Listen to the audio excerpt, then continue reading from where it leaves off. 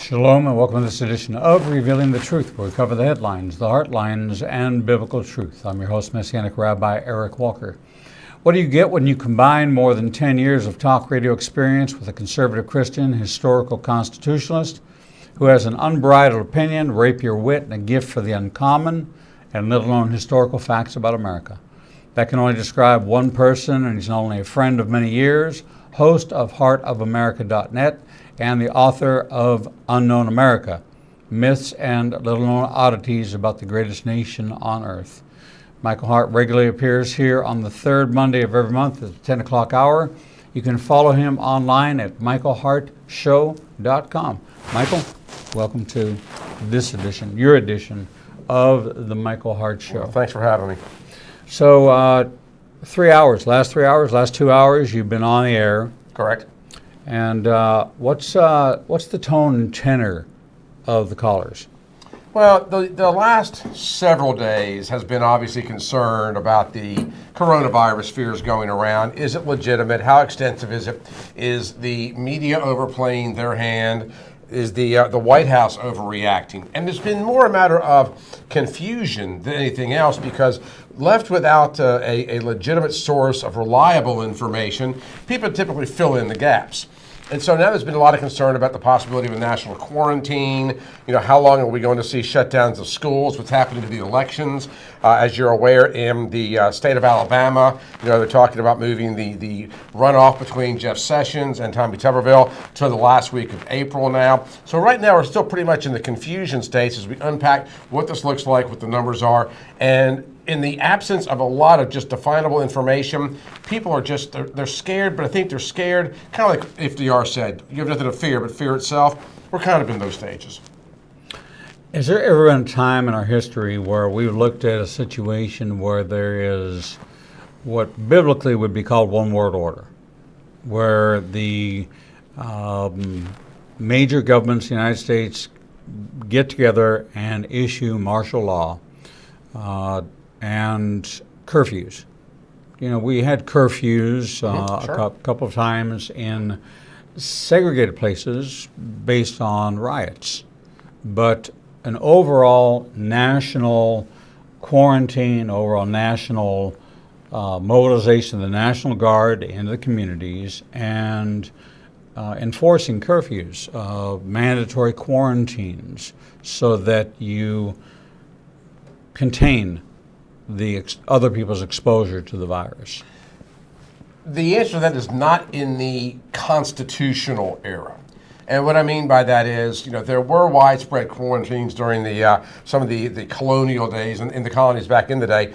We've seen some sporadic and spotty quarantines and restrictions of movement in various states and cities over the years, but nothing that would qualify for widespread martial law. Interestingly enough, without a declaration of martial law at the federal level, let's assume the federal government puts out a national quarantine, enforcement resides at the state level. So the federal government actually has no constitutional authority to quarantine anybody in the United States. The individual cities or the states certainly would have that, but even that would be considered to be quite restrictive, because despite the fact that the virus is bad in some corners of the world, Rabbi, here in the United States, our numbers are significantly lower. As Dr. Fauci has talked about, we are flattening that curve, although it's probably still going to spike, a bit more for the next week and a half, 2 weeks. But at the end of the day, our efforts do seem to be abating the problem. And so I'm not going to think we're going to see much widespread, because the hysteria over the virus, I think, would pale in comparison to the hysteria related to what's perceived as a lack of our civil liberties. So to answer your question, nothing to that effect, although in this day and time, particularly in this politically charged climate we have with the new election coming up, certainly anything's possible.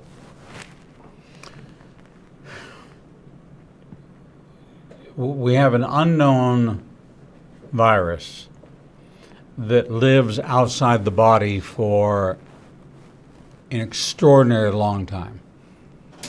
All of the viruses die when they hit a surface, they hit a temperature. They can't live outside. We're the incubator for the virus. Mm-hmm. This virus seems to have a much longer shelf life, 12, 14, even 24 hours outside the body. Somebody sneezes on a banister, that banister has active virus on it. Everybody touches it and then touches their face is going to come into contact with it. So sanitary conditions are something that becomes a personal, should be personal, but with our open border system, with our inability to have yet brought all Americans home from foreign countries, and an airplane is nothing but a large incubator. Right. You know, it's a large incubator if you're completely healthy. You know, I went out of town, took a trip, gone for 10 days, got on a plane, got off the plane, and 2 days later I had bronchitis. Well, you were fine the whole time. Well, it's because you were with somebody and you picked it up from them.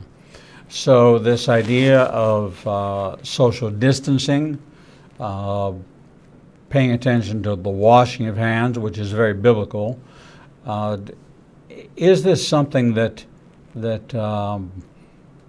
has to be managed at this level? Does it require us doing what we're doing, which on our calendar, we are, all of our classes are ended until April 13th, which is Easter Sunday. Right. All of our Israel trip, March 25th to April the 3rd, canceled, rescheduled for next year.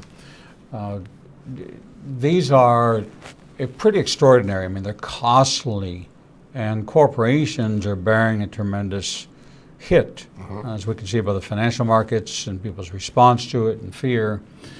Is this a precursor to what we would consider to be one world order, or looking at what the long arm of government actually is in controlling these kind of things? Are we seeing a bit of the iceberg, the tip of the iceberg of socialism, of look at what happened with people's responses to panic. People fighting in Costco and having the police come in and having to break up a fight over toilet paper. What's the attraction with toilet paper? I think the main issue with toilet paper flying off the shelves is the fact that people were told there would be a toilet paper shortage. And then also you have this need, this human need, to feel like you're doing something. And toilet paper obviously is a very basic supply for most families to have on hand. And I think obviously you are overreacting, but when it's that classic crowd, type of motivation where you walk in the supermarket and there's this frenzy over here, and you want to know what's going on. Toilet paper's flying off the shelf. Well, I better grab some. Well, that precipitates somebody else's frustration and their fear, and it becomes self-perpetuating. There's no relationship between the toilet paper and having the coronavirus and what it might help you do, outside of the fact of if you have to quarantine, at least now you have a very basic necessity. But outside of that, there is no reason. Why are we not, we are stockpiling hand sanitizers, for example, but how about things like rice and flour and bread and things that we need in terms of our food staples?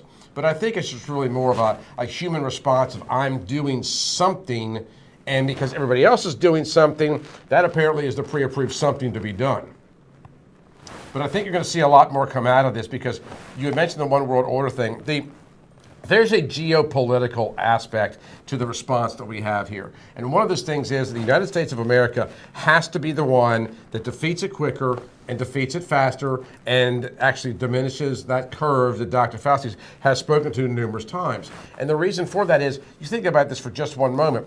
If we are able to come together collectively as a nation, stand firm as one, defeat the coronavirus and send it on its way, that's a big, loud signal to our enemies throughout the world, especially the Chinese, that America can come together in a time of crisis. If they go into a war footing, they are willing to put their political disagreements aside for just a moment. But more importantly, it shows the very viable and the powerful impact of a capitalist government's ability to respond as opposed to a socialist government. Can you imagine if the vaccines that were being discovered out there were in the hands purely of government as opposed to private pharma? And I know that sometimes that can be a controversial position to take. But America, if America is going to be the greatest nation in the world, we've got to prove it. And a lot of this goes back to us proving just that, and again, for political reasons. Is it a precursor to socialism? I don't know that it's intentional, but I do know this. If you love socialism, if that's what you want, you're getting a good, healthy dose of what it looks like. Long lines, empty shelves, and government restricting your movements, even to the point of our churches.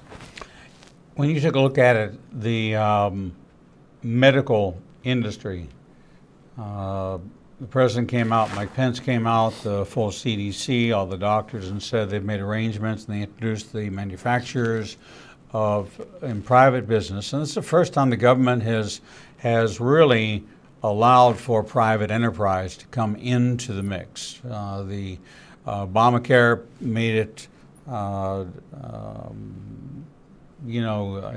government program. The involvement of what was always stated was, if we make this a competitive environment, we're going to get the best prices for you. Here's an example.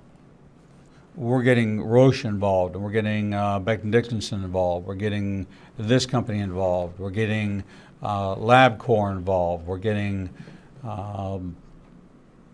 Quest Diagnostics involved. We're actually have an action plan. And I think people are surprised at that. And there's people on the sideline saying, well, we should have known from China sooner. You know, the Monday morning quarterbacking that always goes on, that critical eye towards, well, they should have. What are we going to do about China for not telling us sooner? They knew they had a problem. Okay? They didn't keep their citizens out. We were exposed to it because of them. Well, we see what the open border system is. Look at Italy today. Italy's a mess. Right. Okay? Because you can cross from any country in the EU without any checks and balances. Nobody tests you. At least we're showing that we have some methodology in dealing with what we quote unquote disaster recovery and disaster prevention for something that, when we look at end time prophecy, we're talking about plagues being met out upon. This falls in the category of pestilence. Most people don't understand the word pestilence in the Hebrew and in the Bible does not mean rats, rodents, flies, lice. Those are plagues. Pestilence is an epidemic, viral, worldwide pestilence. So when you see that word, we have to reframe the way we examine that word, because pestilence doesn't mean call cooks. It means you're dealing with a medical issue. And that's exactly what God was talking about. It's how it's defined in the Hebrew. You made the statement that it shows our government can come together, but Nancy Pelosi tried to slide an abortion bill. Yeah, she did. Into the coronavirus funding.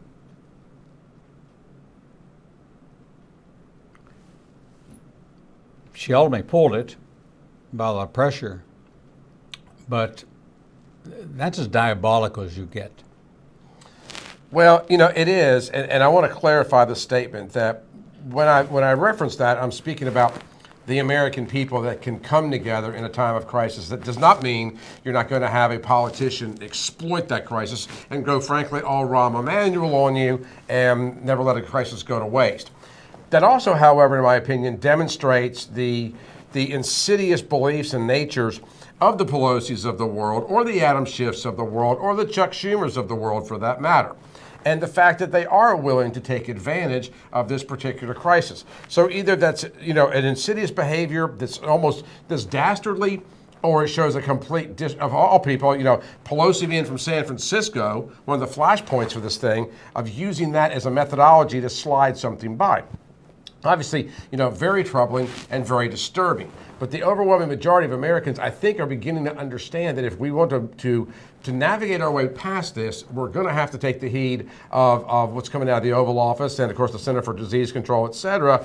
And you are going to see some politicians that are so lost in their way, because this also, I find it very interesting that you have the presidential election right around the corner for all intent and purposes, and then this hits. Another reason for the response from Trump. If this was 2 years ago, we might not be quite as heavy-handed with this response. But there are going to be people in D.C. that are going to take advantage of it, because it's also, in addition to the fact that it's historically quite unique, but it also gives them a very rare type of crisis to exploit, because nobody really knows the extent of what it's going to become. So her actions don't surprise me, and I think ultimately she's going to be voted out of office anyway, because she's demonstrated time and again her complete disdain for the American public.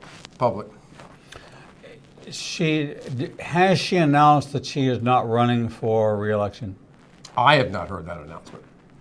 I thought I heard that she had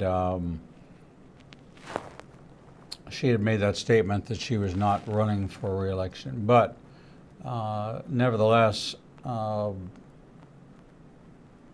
she is definitely somebody I don't want. Absolutely not. In that position ever again. It's interesting that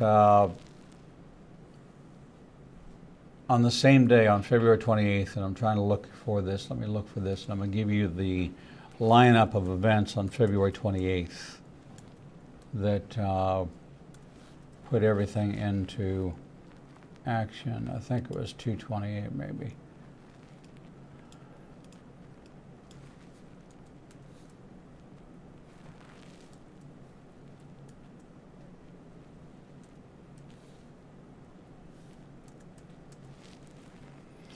Nope, I'm going to have to find it here in my notes. But on one day, and I want to say it was the 28th, I'm going to find the notes, that the United States had delivered their peace proposal to Israel. On this particular day, and let me find the day for you, the United Nations said that the response to it is that you have penciled lines in, we want these firm lines, and we want a two-state solution. So the United States gets involved in trying to propose a peace process. The UN comes back pushing a two-state solution. On that same day, the stock market dropped 4,000 points, and the coronavirus was at its, and maybe that's the number I'll look for. Well, not giving it to me. But these four events happened all at the same time. Now, are they coincidence, or is God trying to send a message to the world? Again, looking at Israel as the epicenter. And Israel is the hardest hit as far as this is concerned. And it's not because more people are getting infected, although their prediction is 60% will get infected. The impact to Israel is they've closed their borders to tourism. They've closed their restaurants to commerce. There's no more movie theaters. There's no more restaurants, no more nightclubs. Everything is shut down. The next thing is going to be home quarantine. That's costing them approximately $1.7 billion in lost revenue. El Al Airlines laid off 1/3 of their workforce across the nation, saying to them, this is not a temporary layoff. This is a force reduction. And because it's force reduction, the likelihood of being rehired, it's going to take us a long time to ramp back up again and to recover from this.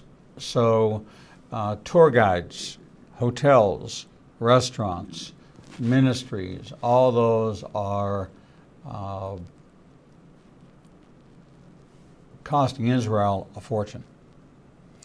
The federal system for unemployment requires you to be an employee of a company, but most of the people who are in the tourism trade are independent contractors. Right.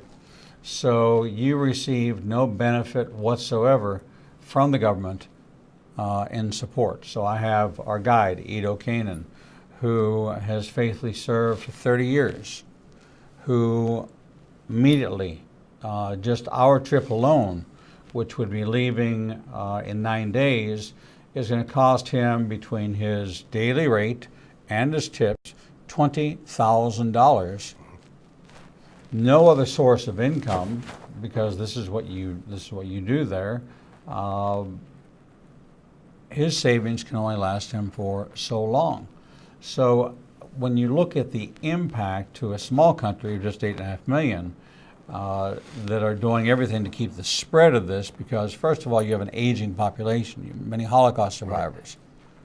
You have limited space for hospitals. It's not a big country. So the whole infrastructure and the whole system, and that's why they're making these radical changes, because their infrastructure. We're talking about in America, we will not have enough hospital beds. They're talking about putting up tents, triage centers. This is going to involve a cooperative effort between the National Guard, FEMA, the federal government, and the state emergency planning commissions. All of them are going to have to work together in concert with something that we don't know. And that's the problem, is that the unknowns and the source of the information is unreliable. China, they can tell us that their numbers are going down. They can tell us their numbers are going up. We have no way to verify, we have no way to confirm any of this information.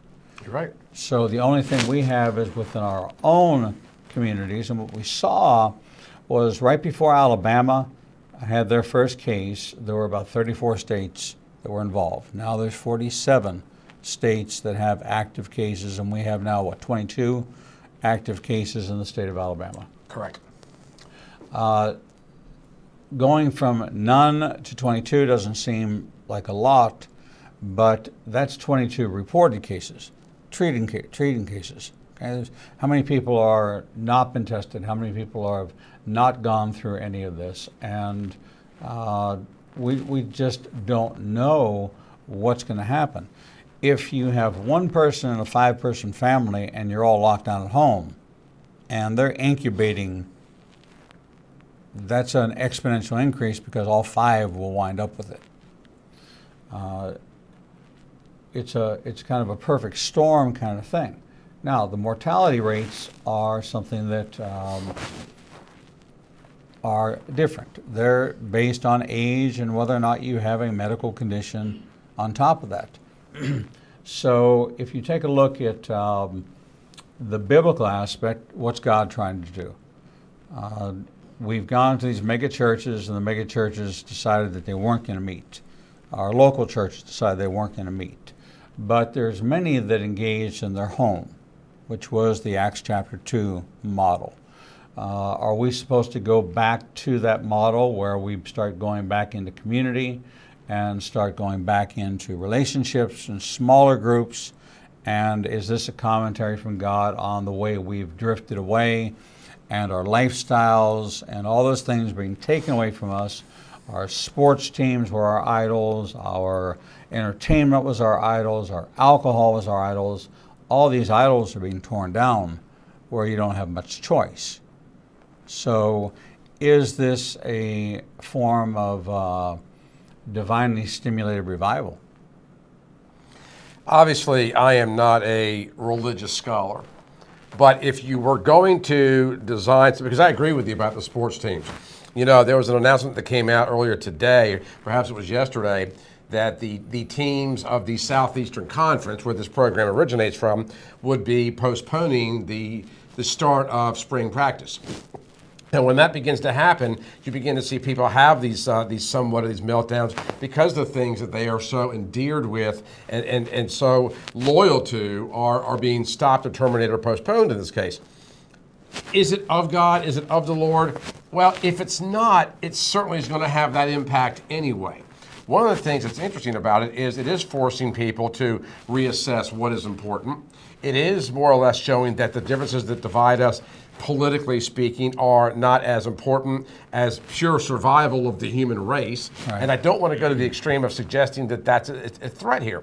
But, at the end of the day, Rabbi, there are things that we have, as you point out, our lifestyles and the sports and the alcohol and the entertainment and movies and all the other, our money and all the other things that we become so enamored with that are now, at least to a degree, very much in jeopardy, and at least in the short term. And I think it does cause a reassessment of what's important in the country. I think it causes a reassessment of our constitutional right to gather, to attend the church of our choice. I realize we can still, a lot of churches are online. I get that. They're continuing with their services. And there seems to be a little bit of a backlash on the church side of things. Have we demonstrated a lack of faith by not going to our services or our synagogues, over the course of the weekend? I don't really know, but regardless of whether that's coming from above or if it's just an unintended consequence of the situation, the outcome, I think, is still the same. It is causing people to reassess what's important to them in life. And I personally, and I'm just going to speculate, I personally believe that when this is all over, each and every one of us is going to come out on the other side a better person, a better American, hopefully a better family person, and just a better Christian or Jew for that matter, because the things that are important are highlighted so vibrantly right now. The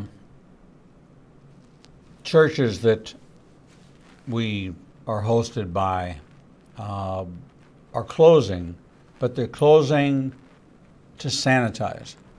They actually have a crew coming in to disinfect their facilities. So they have fire inspections and Right. other code inspections. What they're doing is in all their family life centers, all their pews, all the things that people handle all the time. We never think about it.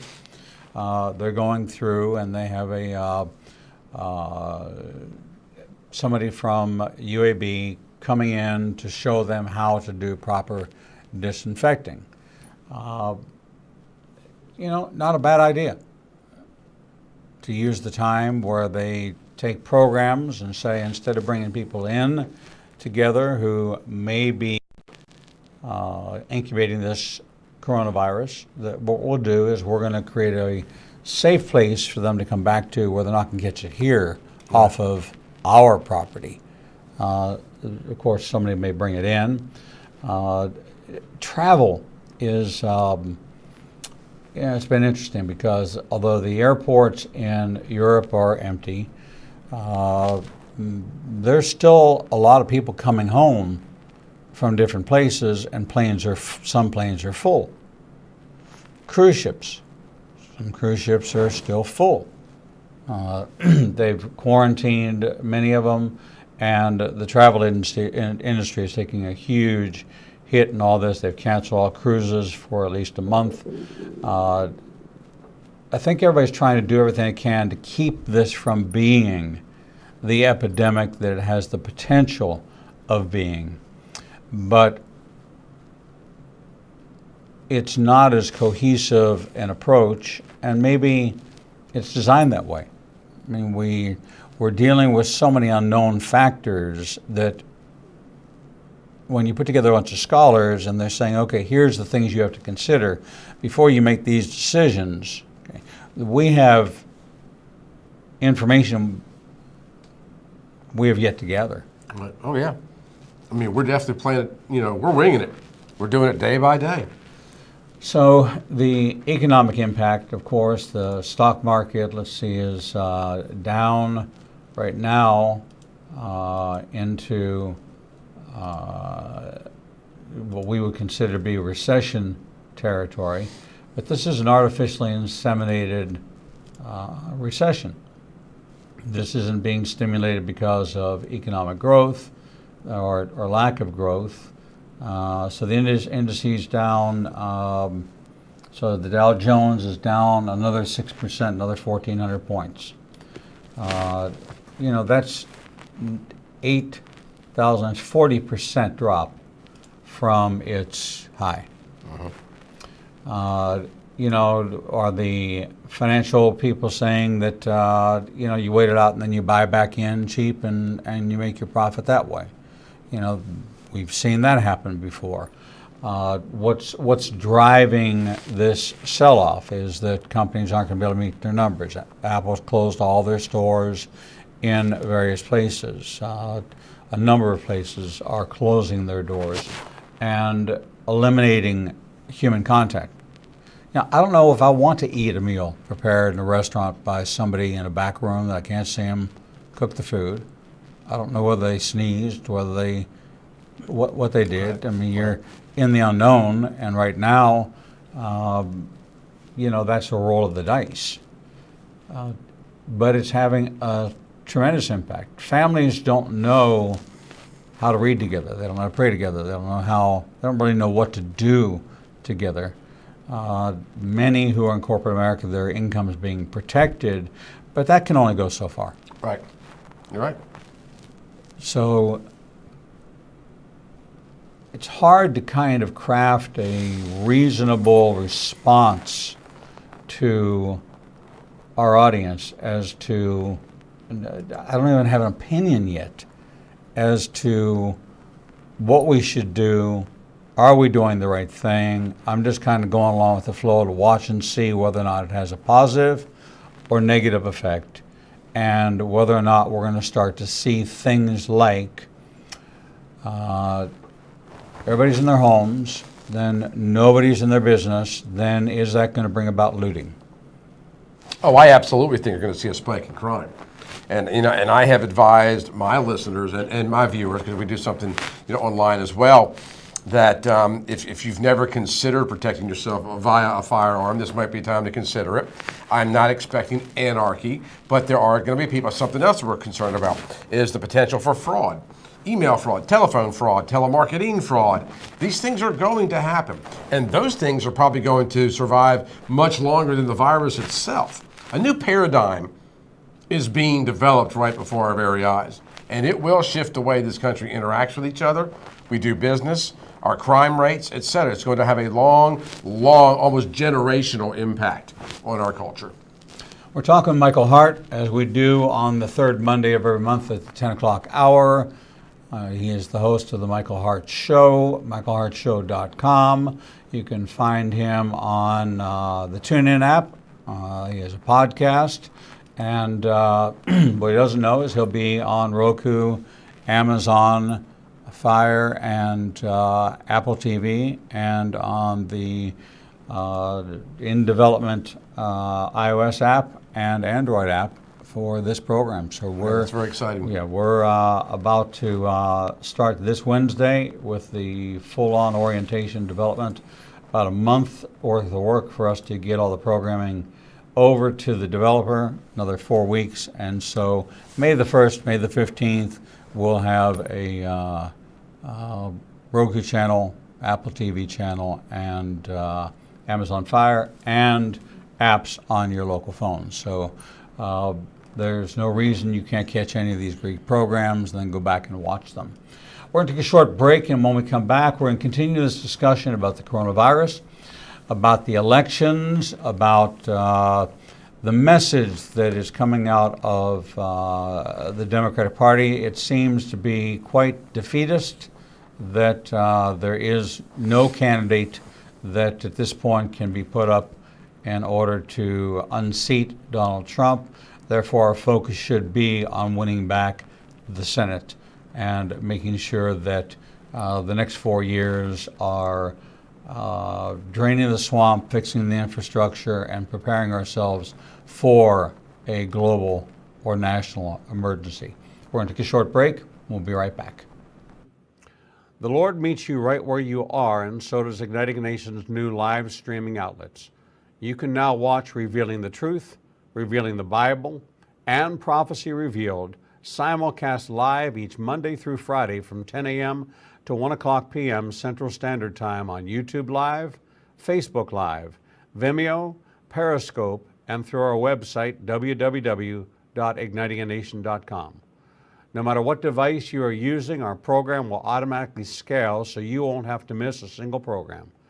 And if you happen to miss an episode, you can always subscribe to the Igniting a Nation YouTube channel and access over 1,000 interviews and never miss your favorite authors, special guests, and topics that interest you the most.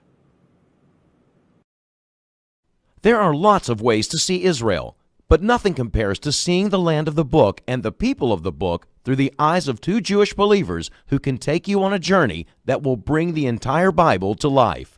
When you join Rabbi Eric Walker and his #1 rated tour guide, Edo Canaan, in Israel, you'll experience incredible teachings, first-class accommodations, and actually walk where Jesus walked. You will experience the Bible transforming from black and white into living color, and you will never see the Bible in the same way again. For more information, visit us at www.ignitinganation.com/events.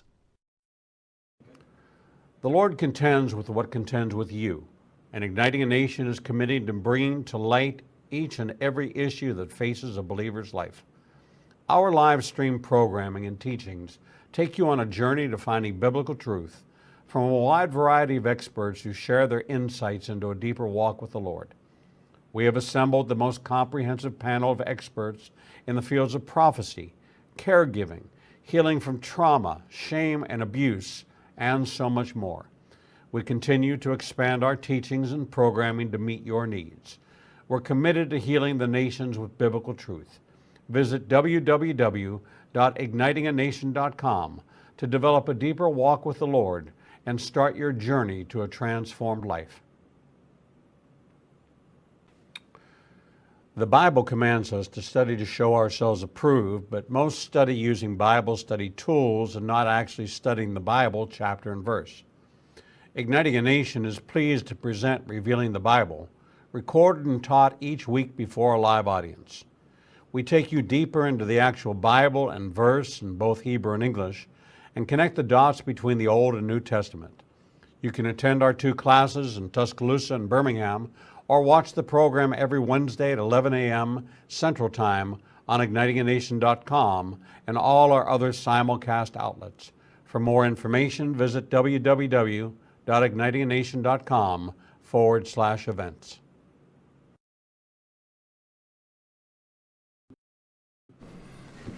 Shalom and welcome back to this edition of Revealing the Truth, where we cover the headlines, the heart lines, and biblical truth. I'm your host, Messianic Rabbi Eric Walker, and joining us is Michael Hart, author of Unknown America, Myths and Little-Known Oddities About the Greatest Nation on Earth.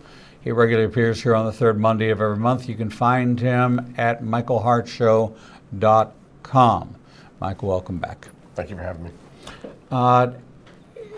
Information, disinformation, it seems that throughout this entire 3 years, every time we were closing in on getting out of the muck and mire of the Mueller report and the Steele dossier and the Clinton email and the impeachment, and as soon as we were getting back to business, something else became the issue du jour, and all things came to a screeching halt. And we weren't finding anything about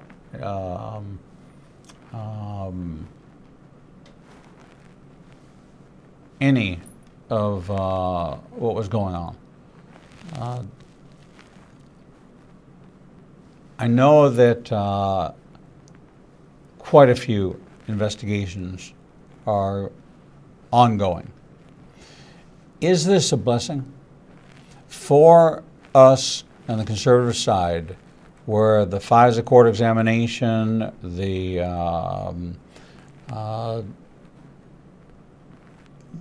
cross-examination of Hillary Clinton is going to take place? If in fact they don't close down like they just did the Supreme Court. The Supreme Court said we're going on for a month. We're not hearing cases for a month. Right. So is this going to shut down investigations? Is this going to, what's this going to do?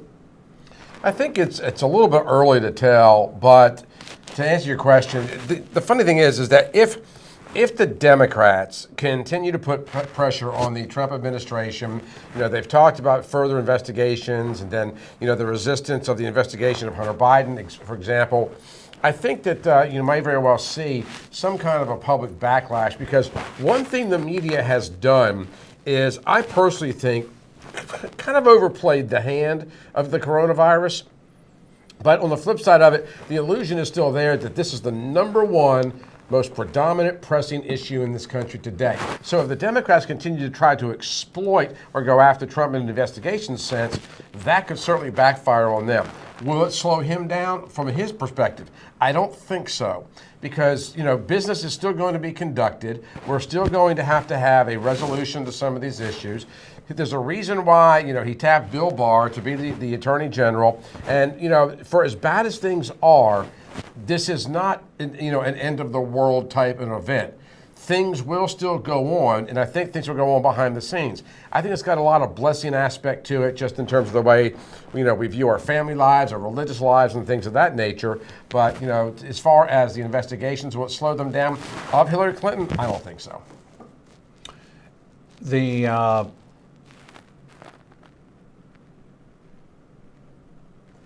control of information, the shutting down schools. If you keep your kids at home, parent has to be at home. That's going to impact that. They're making provisions for that within things like payroll tax. Not going to do any withholding. They're going to revamp those kind of things. We're seeing that U.S. cities are closing their public buildings. That now gets into a whole new area. If major cities are shutting down, we knew they were shutting down entertainment centers, but they're saying all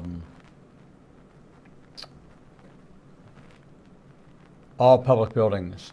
New York, Los Angeles, Washington State have all announced all public buildings will be shut temporarily. That cuts off many services. New applicants for, they must be going to a new online system, because I can't imagine somebody who is in need not being able to get the food stamps or the Medicaid qualifications or the WIC program that they need.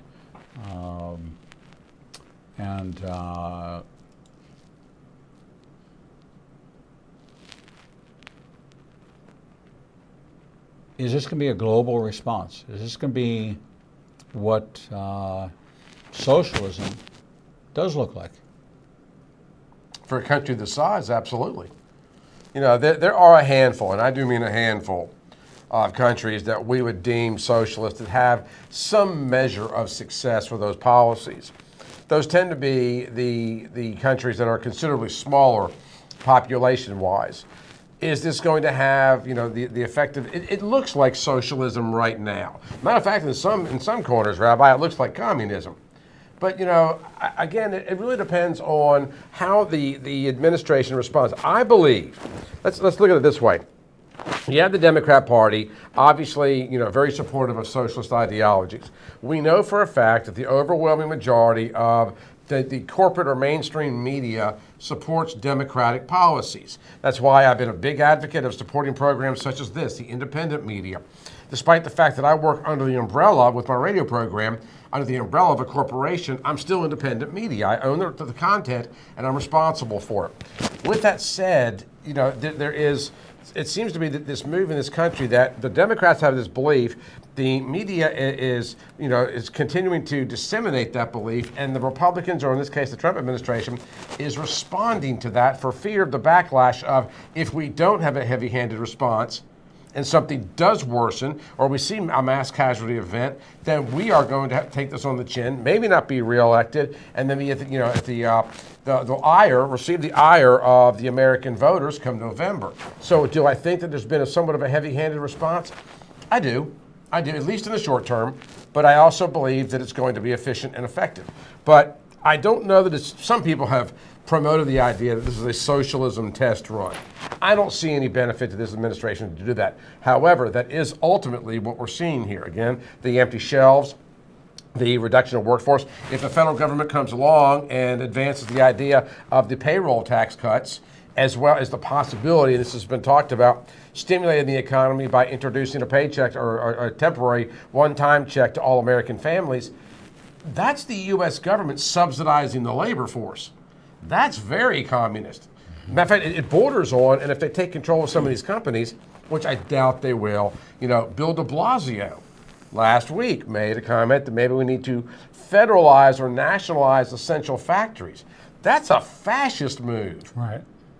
And so, it just depends on, how far we're going to allow this to go. My concern, quite frankly, isn't as much about SARS corona and what we're seeing now, as much as that's a demonstration that this is how easily we potentially fold in this country under this type of a threat. And there's been some cute little memes online and places where we're talking about how the greatest generation would have responded to this.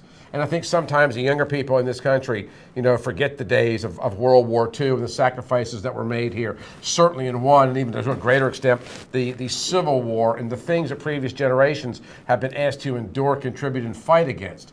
But now we're seeing this insidious thing that we cannot lay our eyes on. You can't shoot it, you can't kill it, you can't offload it. And so there are going to be political apparatuses out there, if you will, as a malaprop, that is going to do everything in their power to take advantage of the hysteria. But, at the end of the day, I think that the administration is responding to the heavy-handedness of the media on the left, being fueled very much by the Democrats. There's been a lot of chatter that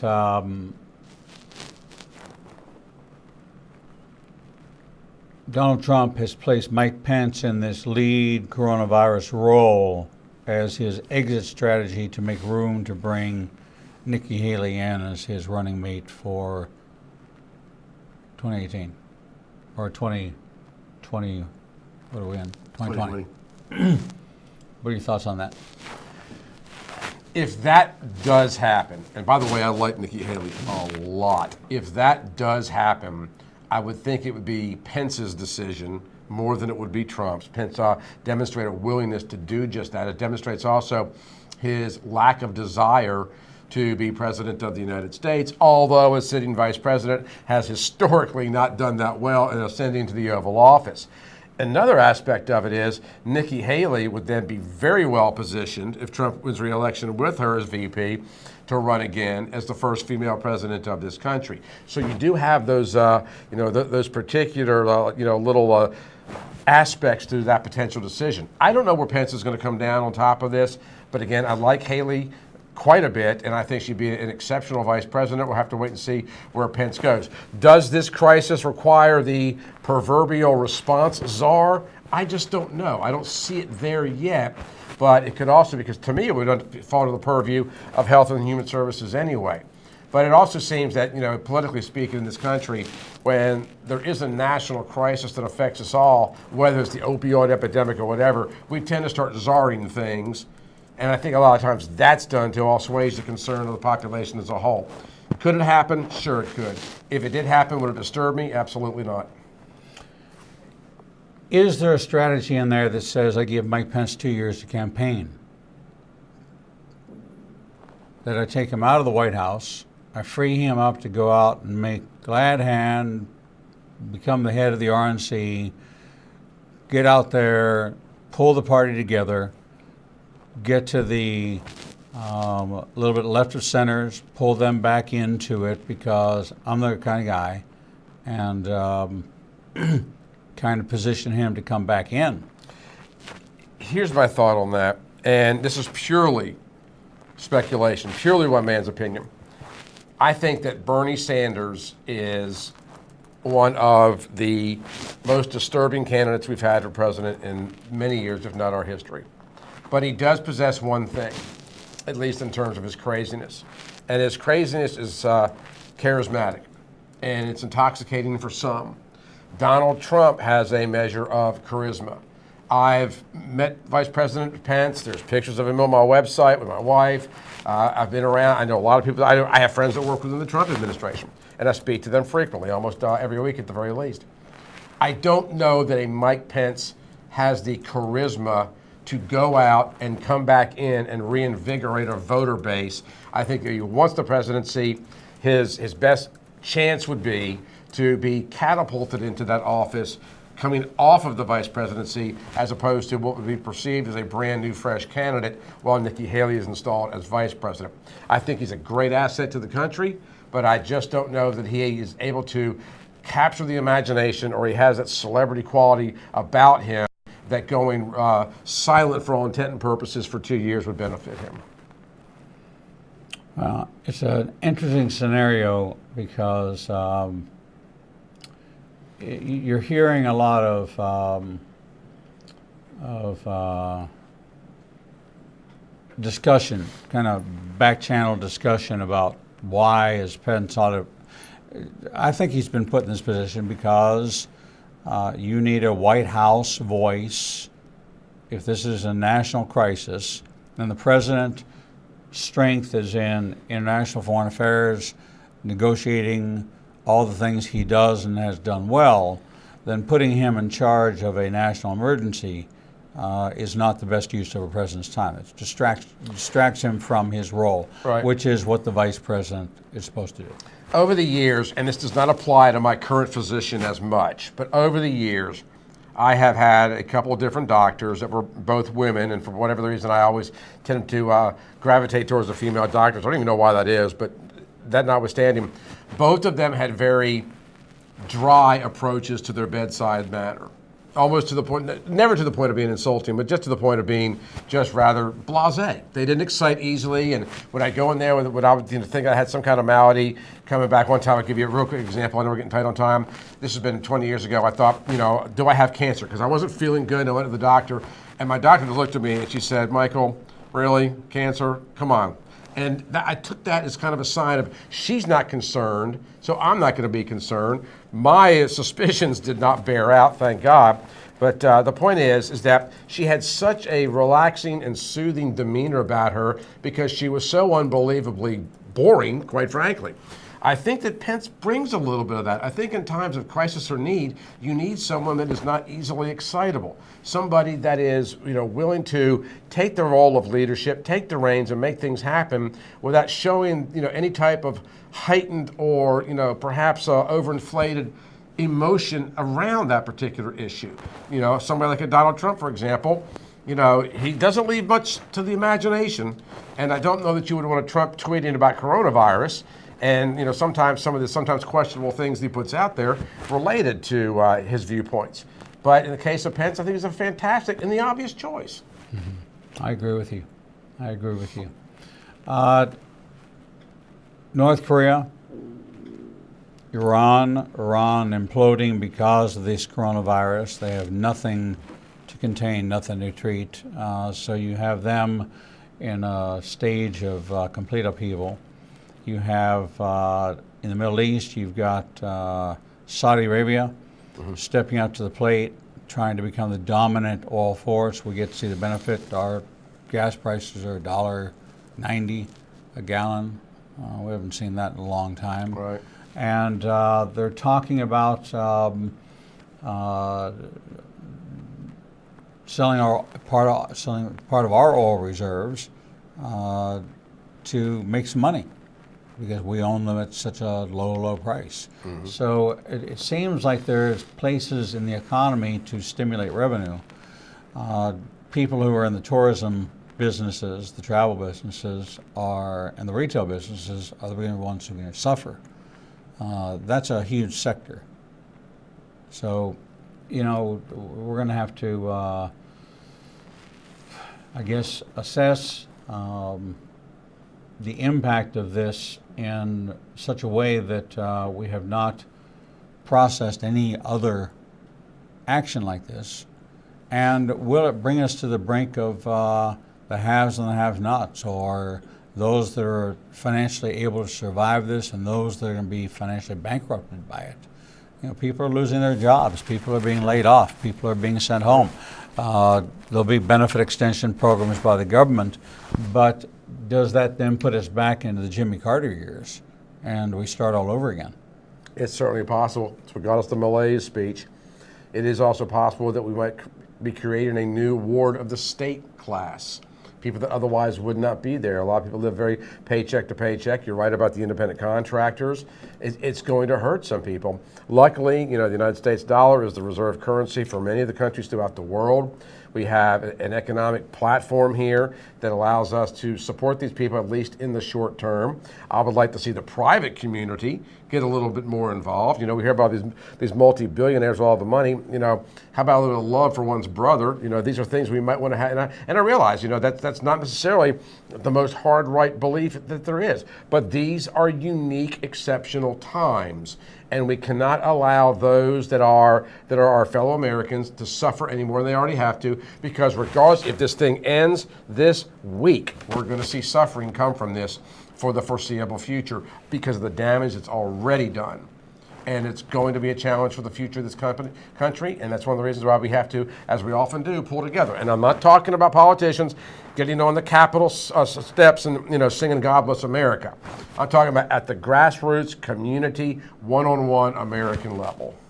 Well, you heard it right here. Michael Hart, you can catch him Monday through Friday at 7 and 9 a.m. at michaelhartshow.com. He's got a podcast, a regular news program, and he's here with us on the third Monday of every month at the 10 o'clock hour.